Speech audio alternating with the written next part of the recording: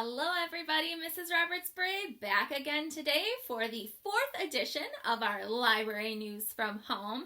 Today is a very special edition of our library news because it is the first edition of April.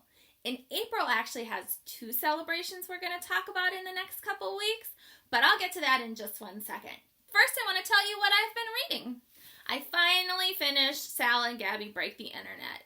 Or Break the Universe, I'm sorry, Break the Universe. And let me tell you, the ending of that book, my goodness, I can't wait to get together with some of you and tell you all about it, give you more details, and hear all about it when you check it out to read it from our library. So I've moved on.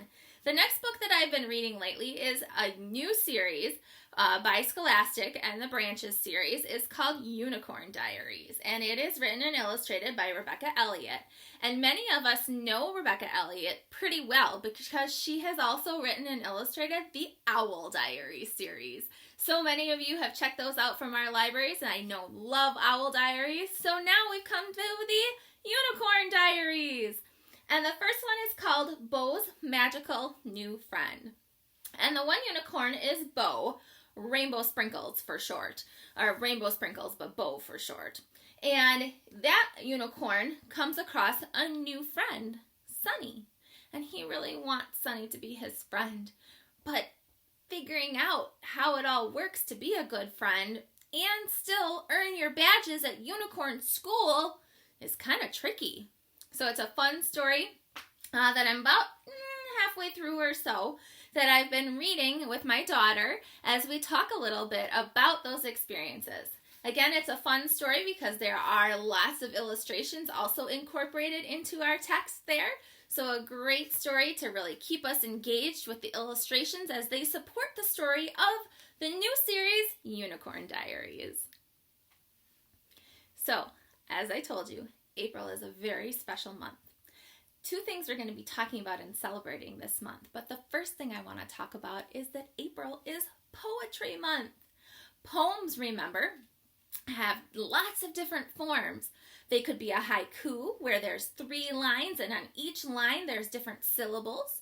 You could do an acrostic poem, so where you take one word like books and you write it down the side, and then each line of the poem starts with the first letter of that word. So the first line would be B, second line would be O, and then O, K, S.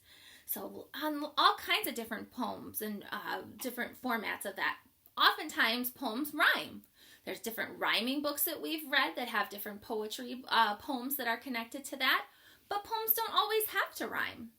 One of my favorite forms of poetry that I love to talk about is something called book spine poetry.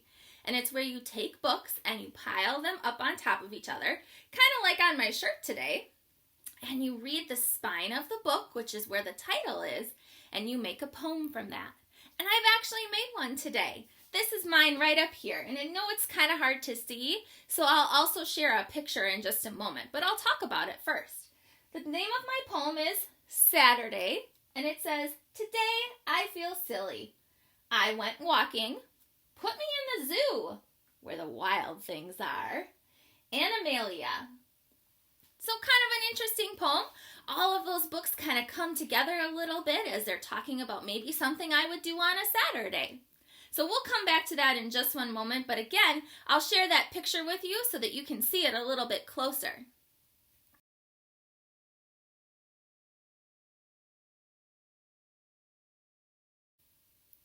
So, as we talk about poetry, that's some of the things that I have to share with you. I have this wonderful series. It is Poetry for Young People. And this one is about, has many of the poems written by Walt Whitman. This one is poems by Robert Frost. Another one that I have is poems by Emily Dickinson. And I'm actually going to read one of those to you today for our read aloud. So one of her poems that she has is right here on this page. It's a little bit shorter, but it's still pretty interesting. And she says, "Pink, small, punctual, aromatic, low, covert in April, candid in May, dear to the moss, known by the knoll, next to the robin in every human soul, bold little beauty, bedecked with thee, nature forswears antiquity. And this is kind of a cool poem because she has a picture of it. And if I turn the book upside down, it tells me that this is about a plant called an arbutus, a plant with little pink or white blossoms and strawberry-like berries. So sometimes poems can have a purpose or almost be like a riddle where you have to kind of guess and figure out what the poem's about. So that's kind of a neat one. Another poem in this same series by Scholastic that I have for us is The Poetry for Young People by Carl Sandburg. And this one is called I Sang. I sang. I sang to you and the moon, but only the moon remembers. I sang, oh reckless, free-hearted, free-throated rhythms. Even the moon remembers them and is kind to me. So again, a beautiful use of words, kind of a short little version of telling us something special about this person who has sang to the moon and inspired them to really be thinking about who they are. So wonderful stories, all of these published by Scholastic. A great series when you're really thinking about poetry. Now, the last thing I have to tell you is a special challenge for you today. So I have my book spine poetry up here that I just took some books off my shelf, tried to find a common theme where they all kind of connected, put them in a special order, and then created my book spine poetry. So my challenge for you is create your own book spine poetry at home. You can take any of your books, again, try to find a common theme, put them in order, line them up, and then make a nameplate. See how mine says Mrs. Roberts-Bray? So I'm going to put that right up on the top here, and then I'm going to take a picture of this. So your families could take a picture of your book spine poetry and email it to me at roberts-brayb@watoma.k12.wi.us, and I'll include some of those book spine poetries in my next library news. Now friends, I would love to see your smiling faces with your book spine poetries, but unfortunately, because my YouTube channel is public for everyone to see, I don't want to include your faces in that. I want to make sure that you are staying safe so that we are only sharing our name and our book spine poem, okay? So please don't send me pictures with you in them, even though I would love to see your faces.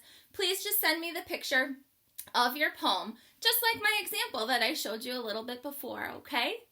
All right, so I can't wait to see us celebrate Poetry Month with your book spine poems just like mine.